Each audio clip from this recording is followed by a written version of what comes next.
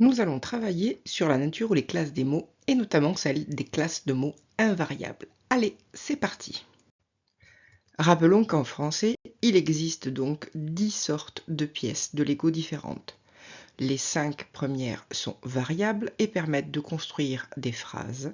Les 5 suivantes sont invariables et nous allons voir tout de suite à quoi elles servent. Contrairement aux classes de mots variables, les classes de mots invariables sont des briques de Lego qui ne permettent pas tout seuls de construire des phrases.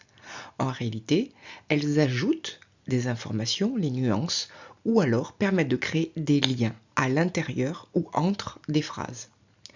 Prenons un exemple. Parce qu'il est pressé, le chat de la voisine mange rapidement la souris et pfit, s'en va. Prenons une partie de la phrase, le chat de la voisine. Ici, de est une préposition. Cette brique s'associe ici à un groupe nominal pour construire ce que l'on appelle un groupe prépositionnel. Le groupe prépositionnel est relié par la préposition à un autre bloc, ici un groupe nominal, mais ça pourrait être un adjectif, un verbe, etc. Cette préposition peut avoir un sens. Ici, elle signifie l'appartenance. Le chat appartient à la voisine. Parfois, cette préposition n'a pas de sens et elle sert uniquement d'outil de liaison. Prenons un second groupe, donc le chat mange et s'en va. Ce « et » est une conjonction de coordination. Il va permettre de coordonner, c'est-à-dire de relier la première proposition à la seconde proposition. Le chat mange et s'en va. La conjonction de coordination permet donc de relier des blocs de même nature. Ici deux propositions, mais cela pourrait être également deux groupes nominaux. La conjonction de coordination a des sens qui peuvent être différents. Le « et » permet de signaler l'ajout ou la succession, alors que le « mais » signifie l'opposition. Prenons une autre partie de la phrase. Parce qu'il est pressé, le chat mange. Ici, parce que est une conjonction de subordination. Elle permet de relier la proposition principale, le chat mange, avec une proposition dite subordonnée, il est pressé.